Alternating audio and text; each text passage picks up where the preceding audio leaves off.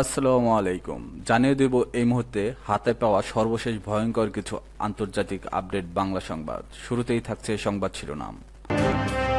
শুরুতেই জানিয়ে দেব ইসরায়েলে আঘাত এনেছে ইরানের ক্ষেপণাস্ত্র। এরপর রয়েছে বিশ্ব এখন বিপর্যয়ের দ্বার প্রান্তে, সতর্কতা রাশিয়ার। এখন শুনছিলেন সংবাদ শিরোনাম, এবার বিস্তারিত। প্রিয় দর্শক, আপনি যদি এই চ্যানেলে নতুন হয়ে থাকেন, ভিডিওটি দেখতে দেখতে চ্যানেলটি সাবস্ক্রাইব করে আমাদের সাথেই থাকুন। ইসরায়েলের দিকে নতুন ক্ষেপণাস্ত্র ছুড়েছে ইরান। ইসরায়েলের দিকে নতুন ধরনের ক্ষেপণাস্ত্র ছুড়েছে ইরান। ছোড়ার পর এগুলো যাওয়ার সময় ধোঁয়ার কুণ্ডলের এক ভিন্ন দৃশ্য দেখা যায়। এ তথ্য জানিয়েছে আল জাজিরা। এক সংক্ষিপ্ত বিবৃতিতে সেনাবাহিনী জানিয়েছে, ইসরায়েলের প্রতিরক্ষা ব্যবস্থা ক্ষেপণাস্ত্রগুলোকে প্রতিহত করার জন্য কাজ করছে।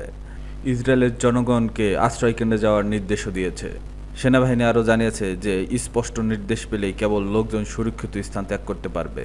এর আগে যুক্তরাষ্ট্র ইরানের হামলা করবে কিনা এ প্রসঙ্গে যুক্তরাষ্ট্রের প্রেসিডেন্ট ডোনাল্ড ট্রাম্প বলেছে, আমি এটা করতে পারি, আবার আমি নাও করতে পারি। হোয়াইট হাউসের লনে সাংবাদিকদের সঙ্গে আলাপকালে মার্কিন প্রেসিডেন্ট একথা বলেছেন। এর কয়েক ঘন্টা পরে ইরান অদ্ভুত ধরনের ক্ষেপণাস্ত্র হামলা চালায়।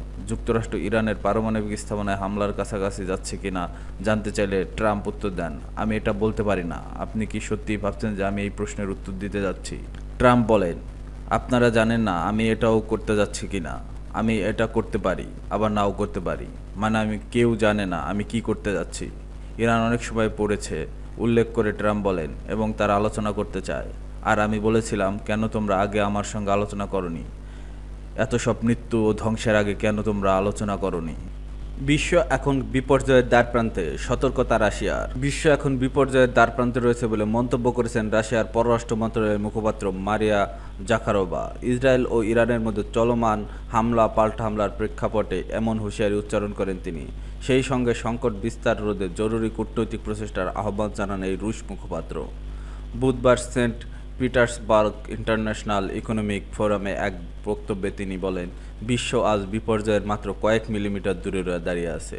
তিনি বলেন, ইসরায়েল ইরানের শান্তিপূর্ণ পারমাণবিক অবকাঠামো ও বেসামরিক স্থাপনাগুলোতে হামলা চালাচ্ছে, যা অত্যন্ত ভয়াবহ রাক্ষসে এক খেলা। এর পরিণতি অপ্রত্যাশিত হলেও বাস্তবে তা পুরোপুরি অনুমানযোগ্য। কূটনীতির সুযোগ এখনও আছে উল্লেখ করে তিনি বলেন, তবে সব সংকটের মাঝেও কূটনৈতিক সমাধানের সম্ভাবনা এখনও আছে। শান্তিপূর্ণ সমাধানের পথ কূটনীতির মধ্য দিয়েই সম্ভব। এদিকে ইসরায়েলকে সামরিক সহায়তা দেওয়া নিয়ে যুক্তরাষ্ট্রের সতর্ক করছে রাশিয়ার উপপররাষ্ট্রমন্ত্রী সের্গেই রিয়াকভ। তিনি বলেন, যদি যুক্তরাষ্ট্র সরাসরি সামরিক সহায়তা দেয় তাহলে তা পুরো মধ্যপ্রাচ্যকে অস্থিতিশীল করে তুলবে। তিনি আরও জানান, মস্কো এখন ইসরায়েল ও ইরানের উভয় পক্ষের সঙ্গে নিয়মিত যোগাযোগ রাখছে। এদিকে ইসরায়েল ইরান সংঘাত দ্রুত সমাধান চেয়ে রুশ প্রেসিডেন্ট পুতিন মধ্যস্থতার প্রস্তাব দিয়েছেন। তিনি সংযুক্ত আরব আমিরাতের প্রেসিডেন্ট মোহাম্মদ বিন জায়েদ আল নাহয়ানের সঙ্গে ফোনালাপ করার রাশিয়ার সংকট নিরসনে মধ্যস্থতা করতে প্রস্তুত। রাশিয়ার রাষ্ট্রীয় বার্তা সংস্থা তাস জানায়, দুই নেতা চলমান সংঘাত নিয়ে গভীর উদ্বেগ প্রকাশ করছেন এবং দ্রুত সমাধানের প্রয়োজনীয়তার উপর জোর দিয়েছেন। বিশ্লেষকরা বলছেন, এই পরিস্থিতি কোনো এক পক্ষের উস্কানি বা ভুল পদক্ষেপ বিশ্বকে আরও ভয়াবহ সংঘাতের দিকে ঠেলে দিতে পারে। ফলে আন্তর্জাতিক কূটনৈতিক প্রচেষ্টা এখন একমাত্র বিকল্প।